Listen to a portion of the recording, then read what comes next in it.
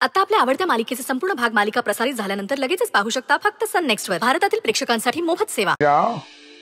कसं काय चाललाय तुमचा बिझनेस? उत्तम चाललाय. आता काही टेन्शन नाही. आमची गाडी एकदम सुसाट सुटली. वा वा. आणि आपलं स्वीट सिप काय, त्याचं काय? स्वीट सिपचं पण चांगलं चाललंय. म्हणजे त्याच्यामुळे आता जरा धावपळ वाढलीये. काय एक्स्ट्राचे फ्रुट्स मागवावे लागतात. काम जरा वाढलंय. बर बर. वा वा वा. उत्तम उत्तम उत्तम. ऐकून फार बरं वाटलं.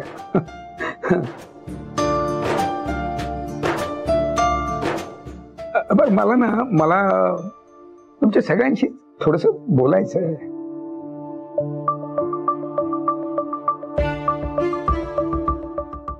वृंदा, जरा इकडे वा. इकडे होय.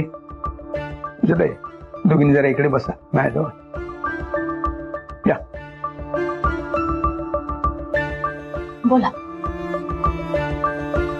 काही नाही. तुम्ही या घरातल्या मोठ्या बहिणी आहात ना, म्हणून जरा तुमच्याशी थोडं बोलायचं होतं.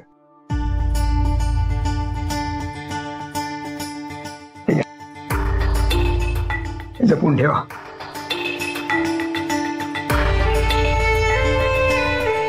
काय आहे? काही माझं बिल आहे, मृत्यूपत्र.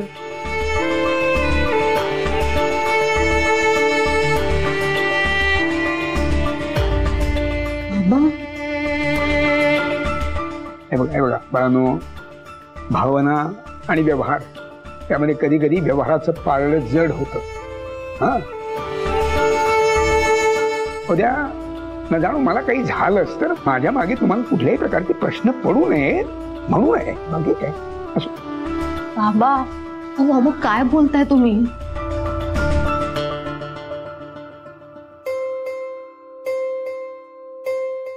मास्तर, दिवे लागण्याच्या वेळेला असं बोलू नये हो. अशाल तर ताई, आपल्या बोलण्याने गोष्टी घडायच्या थांबतात का? मला सांगा. जे घडायचं ते घडतं. आणि मगाशी मी राणाला बोललो तेच बोलतो की उद्या मला काही झालंच तर माझ्या मागे कोणासाठी काय करून ठेवलंय मी हे सगळ्यांना माहीत असायला हवं म्हणून आहे. कळलं का? माझ्या पश्चात हे घर माझ्या साई लेकरांच्या नावे करून ठेवलेलं आहे. आज तुम्हाला वाटत असेल की लग्नानंतर आम्ही या घरात येऊन कसं राहायचं वगैरे, तर तुम्हाला तसा प्रश्न पडता का म्हणे? माझ्यानंतर या घरी तुम्ही हक्काने येऊन राहू शकता. या घरावर तुमचा देखील तेवढाच हक्क आहे. माझ्या साई लेकरांच्या नावाने मी हे घर केलेलं. कळलं? बाबा, 6 लेकरं कोण? अगं वृंदा, तुम्ही 5 बहिणी आणि हा राणा माझा मुलगाच आहे ना. हा, तेव्हा हे घर राणा आणि तुम्ही 5 बहिणी अशा 6 जणांच्या नावाने केलेलं आहे. त्याच्यामध्ये लिहून ठेवलेलं आहे. हो बाबा, पण हे मृत्यूपत्र करायची काय गरज होती? अगं आज नसली तरी कधीतरी गरज पडणारच.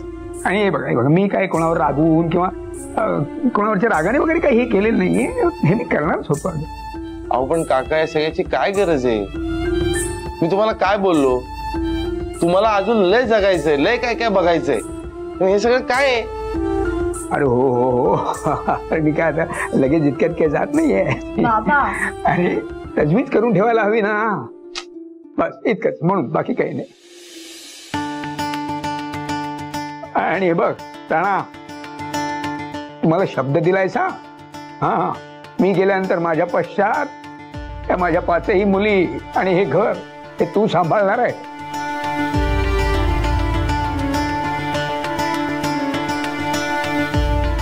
या सगळ्यांना तू सांभाळायचंच, लक्षात ठेव.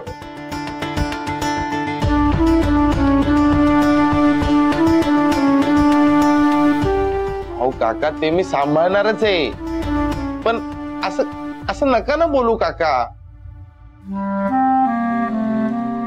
माहिती काय आई, तू आहे ना अधून मधून तुझ्या सुनांचा छळ करत जागा. निदान मुलींच्या काळजीने तरी काका हे असलं काहीतरी बोलणार नाही. आकाशराव, खरंच बाई मास्तर, पुन्हा अशाला तर व्हायला भाग पाडू नका बाई मला. अरे नको नको नको नको.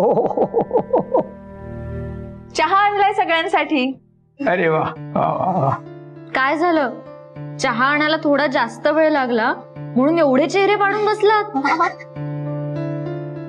अगं मग केवढा उशीर केला तुम्ही. चल चल, द्या द्या द्या सगळ्यांना द्या चहा. हो आई. घ्या घ्या चहा घ्या सगळ्यांनी. हे त्या राणाला पण द्या. हो. हा नाही तर रुसून बसायचा.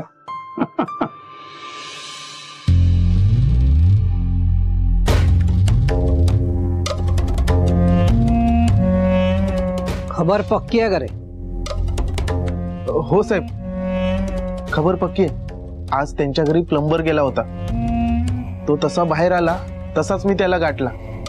त्याच्याकडनं सर्व माहिती घेतली. तो राणा चालायला आणि बोलायला लागलाय.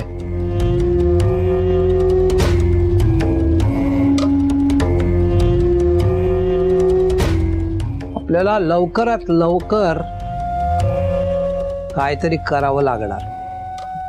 हो साहेब, आणि आपल्या बिझनेस मध्ये पण घोळ होत चाललाय साहेब. तो समीर आपल्या सगळ्या ऑर्डर पळवतोय.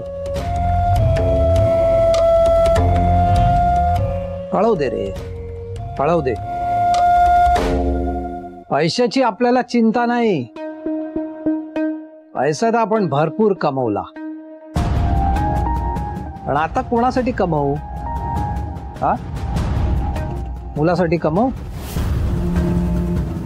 मुलगा गेला मला सोडून. बायको देवाघरी गेली. हे सगळं घडलं कोणामुळे? समीरमुळे.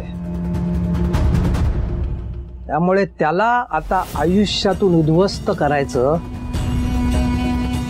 एवढंच माझ्या समोर ध्येय आहे. आणि म्हणूनच उद्याच आपण बॉम्ब फोडणार.